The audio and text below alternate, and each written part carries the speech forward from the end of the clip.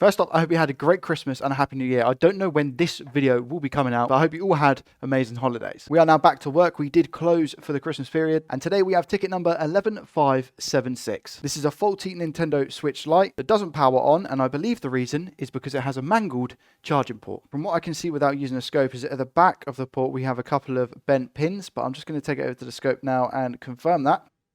Yeah, you can see we have two pins right at the back where I said they've just come away from the actual port itself. As you can see there, some of them look like they're just about coming away from the port on the right hand side, those copper pins there, but that side of the port seems to be all right. Now we're going to test the M92T36 power chip and just make sure that we don't have any shorts around that area. So here's that chip I was talking about, the M92T36. We're just going to test around, see if we have any shorts. Putting our multimeter into continuity mode, finding the ground point with the black probe. Going to probe around, see if we've got any shorts. Doesn't look like we do. Usually if we have a beep on these caps on this side, which is facing the chip itself, then it would indicate a bad chip, but they seem fine. That seems fine as well. And this one up here is okay. So I think the M92T36 chip is all right. We're going to mosey on down to BQ as well and check that. This is the charging IC. Okay, that seems to be fine. Yeah, that's fine. I thought that might have been a crack there, but it was just a little bit of gunk, so I've just wiped that off. Now we've confirmed that there's nothing wrong with these chips. We're going to replace the actual port itself. Okay, just applying some flux to help remove the port itself. Okay. Apply the heat from underneath. You should see the flux melt very shortly. There it goes.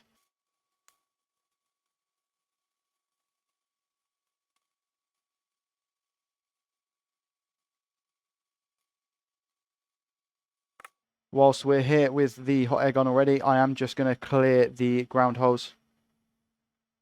I'm just going to do that by using a solder sucker.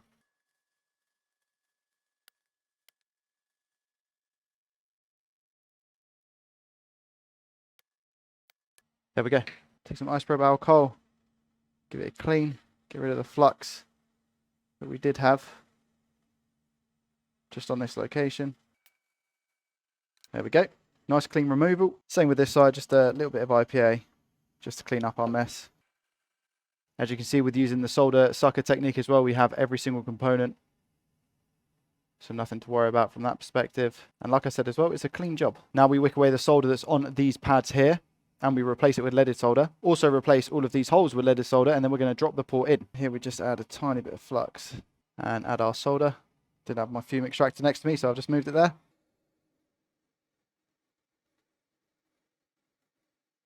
Okay, and then just use our wick.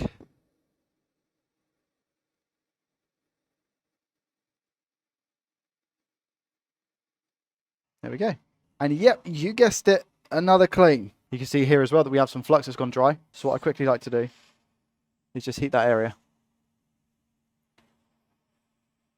Just that little bit, and then come in with a cotton bud. And we should be able to clean it nicely, just like that. Okay, now we prep the port with some fresh solder. Plenty of it as well to ensure that we have a good strong port.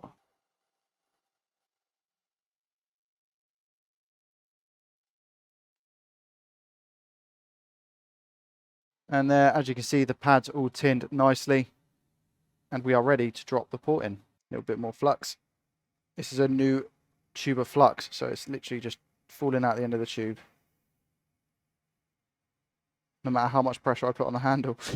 Somebody actually recently asked in a comment, and it makes complete sense. They said, why don't you use a Nintendo Switch Lite charging port? Because we use the Nintendo Switch charging ports, and then we have to just file them down with a Dremel. And the reason being is because the Switch charging ports are a lot cheaper than the Switch Lite charging ports. Now, the temperature we're using is less than what we had previous because we have leaded solder on the board itself. And the airflow is also a lot less. Because otherwise, when you go to put the port on, it will just jump off the board like it's entered a diving competition.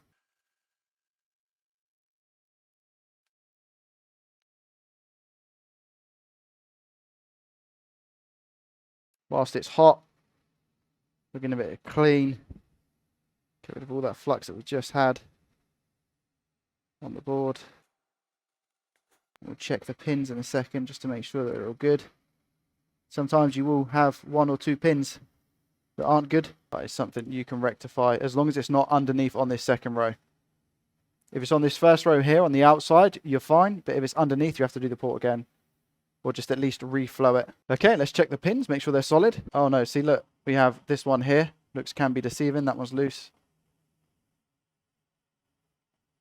That one's loose. That one's fine. So we've got a couple that are a bit loosey-goosey.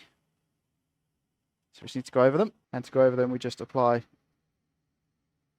some flux. And I'm going to use a much thinner tip here. As long as there's enough solder on the board and the pin, it should create a nice connection. I'm just going to go over every single one because I'm here anyway. Getting another clean. There we go. How we're looking now. Everyone's solid. Perfect. Now we're going to test to make sure that it works both sides. That's how we then know if the connections under here are fine as well. Now, not completely mandatory, however, highly recommended that we test for shorts around M92 now that we've changed the port, because we don't want to give it power and then something blow up. But it seems to be absolutely fine.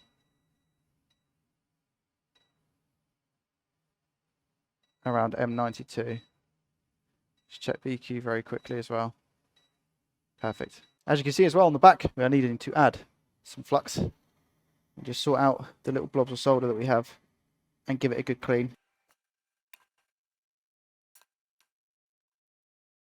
And do exactly what I said before about just applying some heat with the hot air gun. Loosen up the flux. Then give it a clean. And there we go. Looking nice and tidy. Okay, here we go. So what do we get on this side of the switch? The meter lights up, which is good. Oh, we only get 5 volts and not 15 volts. Okay, I'm going to turn it around and try this side. Do we get the same? 4.9, yeah, 5 volts instead of 15. Okay, interesting. I wonder if M92 T36 has just blown, even though we didn't have any shorts around it. Very strange. Okay, let's just double check. I've got my meter in continuity mode. Let's see if we've developed any shorts. No. We don't have any shorts around M92, which is very strange because we're only getting 5 volts. And BQ, nothing on BQ either. Very strange. So technically, both of those chips are still fine. And I'm getting charged on both sides.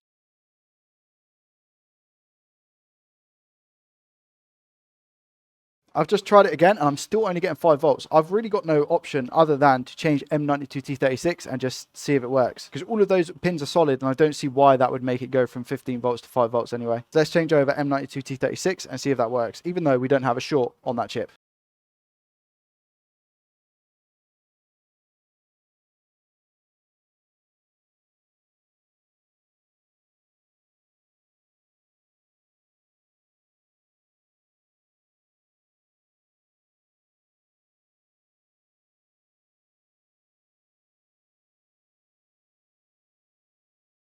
All right, let's just check and make sure. We did have a cap that went astray, but we managed to get it sorted. That side is fine. That side is fine. That side is fine. And that side is all good. And again, I think the sensible thing to do would be to just test to make sure that we don't have any shorts. We do have 2 solder blobs here that I need to sort out because they're not bridging anything at the moment. And this side is ground anyway, so if it was bridging, it wouldn't really matter too much. However, I just want to get rid of them. Yep, no shorts around it, which is good. Just get that out and just get that out. Okay, now let's test. Moment of truth. Are we going to get 15 volts or are we still going to get 5? Here we go. Plugging it in now. 15 volts or 5. What do we get? We get something which is good. 5 volts. So M92 was fine. Testing it the other side. 5 volts again. I'm going to really quickly reflow the port and just see if that works. I doubt it will, but I'm going to give it a try. Okay, port has been reflowed. I am just going to go over the pins very quickly just to make sure we're all good.